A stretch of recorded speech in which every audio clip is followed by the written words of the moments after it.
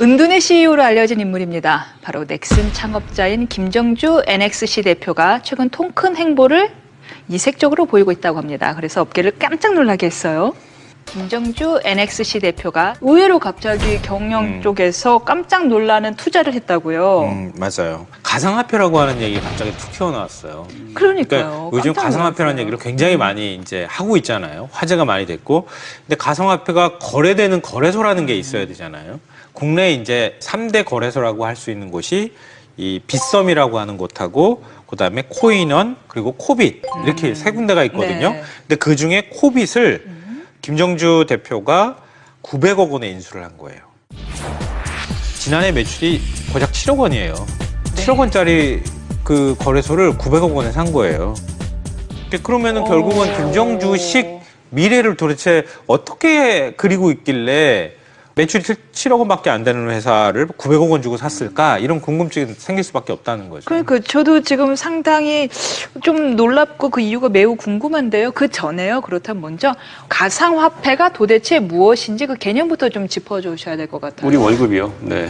통장에 들어서 나가는 거. 그럼 법률 용어로 우리 견금이라고 해요. 견금. 경금은 뭐예요? 영어 보기만 하는 돈을 견금.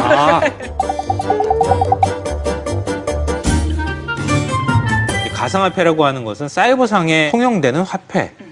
쉽게 말씀드리면 네. 지금 우리가 그 가상화폐라고 얘기하는 대표적인 게 비트코인이라고 하는 게 있죠. 네. 그리고 이것만 있는 것도 아니에요. 굉장히 많아요. 이더리움, 라이트코인, 리플, 모네로 뭐 등등등등등이 있는데 최소한 인터넷에서 화폐라고 하는 게 상대방이 조개 껍데기 하나를 주더라도 조개 껍데기가 화폐로서 내가 이 황금성이라고 하는 그런 게 있고 통용이 돼야 되잖아요. 그리고 등가성이 있어야 돼요. 내가 온라인상에서 사이버상에서 이 그 가상화폐를 구매를 해서 그걸 다른 사람한테 되팔 수 있고 그게 이제 일종의 화폐로서의 가치를 기능을 하고 그리고 거래가 될 수 있는 그런 개념이라고 이해하시면 될 것 같아요.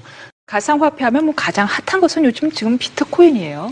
그러게요. 비트코인은 은행에 가서는 찾을 수 없습니다. 네. 비트코인은 채굴을 합니다. 채굴이라는 표현을 쓴다는 게 참 특이한데 그 2045년까지 그 비트코인의 양은 2,100만 비트코인으로 제한되어 있어요. 누구라도 컴퓨터를 이용해서 채굴을 통해서 그 금 채굴하듯이 화폐를 채굴할 수 있게 되는 거예요.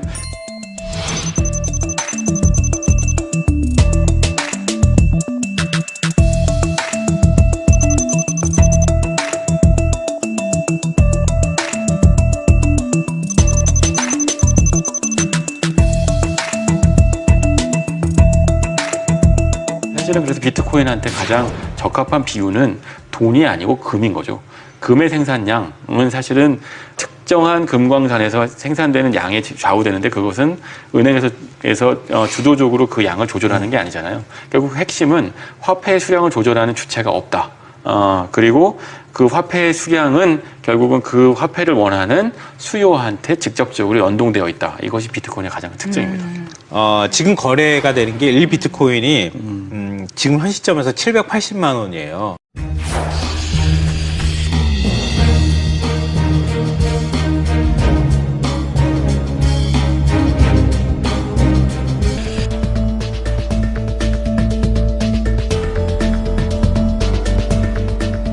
김정주 대표가 코빗에 이렇게 큰 베팅을 한 거는 아무리 그래도 빗썸이 이렇게 막 큰 돈을 벌었다 하더라도 겨우 코빗이 작년에 매출이 7억이었단 말이에요.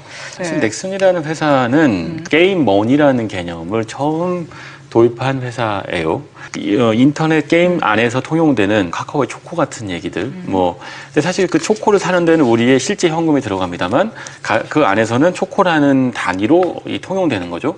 마찬가지로 넥슨의 다양한 게임들 안에서 이 게임 안에서 사용되는 게임 머니가 있는 거예요. 그 게임 머니의 가치는 그 아이템의 가격이 올라갈 경우 그러면 그걸 게임 머니로만 살 수 있기 때문에 그 게임의 인기가 높아진다. 그러면 게임의 인기가 높아지면 게임 아이템이 비싸지고 그래서 게임 머니의 수요도 늘어난다는 식의 어떤 그 환율 또는 기축통화 또는 뭐 이런 식의 개념들이 게임에도 적용될 수 있다는 것을 넥슨은 아주 초기부터 인지하고 있었습니다. 거기 그 얘기에서 얘기를 하나 덧붙이면은 게임 유저가 이제는 넥슨이 파는 게임이 전 세계 게임 유저들이 다 쓰는 거잖아요. 그러면은 달러로 결제할 거야, 원화로 결제할 거야, 위안화로 결제할 거야. 가상화폐로 결제하면 네, 되잖아. 맞아요. 그럼 거래 안에. 간단하네요. 그럼 아주 모든 게 해결되는 거야. 아주 쉽게. 얼마나 편해요. 때마다 환율, 오늘의 환율, 뭐 이거 할 필요 없고, 살 때, 팔 때, 송금할 때, 뭐 다 비트코인으로 다르게 하면 할 필요 되는 없고. 거예요.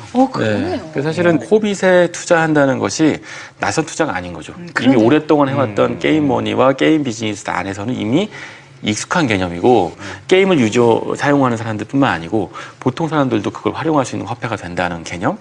이것도 가능하다는 생각을 할 수밖에 없는 거죠. 이렇게 큰 투자를 900원, 매출 7억 원짜리 회사를 900원에 투자하는 이유는 이미 그 미래에 가본 적이 있기 때문일 거라고 봐요. 이 거래소에서 환금해주는 가상화폐를 게임머니 대신 전 세계 유저들에게 쓰게 한다면은 앉아서 코 풀기네요. 이 사이버머니의 부분을 뭐 화폐 전쟁의 차원에서 바라보면 재밌을 것 같기도 해요. 무슨 얘기냐면, 그러니까 마치 우리는 화폐가 발행되면 그게 중앙정부가 보증하면 그 가치가 이제 권위에 의해서 보증된다고 믿지만 실제로 그게 아니고 화폐들끼리 끊임없이 생로병사의 과정을 거치게 되는 거죠. 새로운 화폐가 태어났어요. 이 화폐는 약간 성격은 다르다고 보여지지만 지금 생했어요. 네, 하지만 흥미로운 것은 우리가 돈을 활용할 때 시장에서 지폐로 돈을 쓰는 경우보다 인터넷상에서 구매하고 활용하는 데 쓰이는 경우들이 훨씬 많잖아요. 그러니까 아까 제가 농담처럼 얘기했습니다만 제 월급 대부분이 다 사이버머니 상태에 있죠. 결국은 그 돈을 활용할 수 있는 용도가 사이버머니의 활용도가 커지고 그걸로 활용할 수 있는 살 수 있는 재화가 늘어날수록 그리고 그것을 우리 같은 일반 사람들이 요구하는 욕망이 커질수록 그 돈의 힘은 세지게 되는 거죠. 지금 현재 상태로 보면 골드만삭스 같은 그 이른바 최대 IB 은행들이 이 비트코인에 투자하는 것을 고려하고 있고 관심을 갖고 있어요. 무슨 얘기냐면 기존 금융권들도 이 돈이 가치가 있다고 보여지니까 구매하면 나중에 더 비싼 돈으로 팔 수 있지 않겠느냐. 이런 식의 수요가 증가하면 점점 비트코인의 힘이 세지겠죠. 화폐 전쟁에서 점점점 승기를 잡아가다 보면 그러면 나중에는 절대 어느 누구도 무시할 수 없는 돈이 될 수도 있는 가능성이 있어요. 저는 있어 보이고요. 화폐는 은행에서 만들어지는 거야 라고만 생각했던 게 아니에요. 전쟁인 거죠. 굉장히 흥미로운 얘기를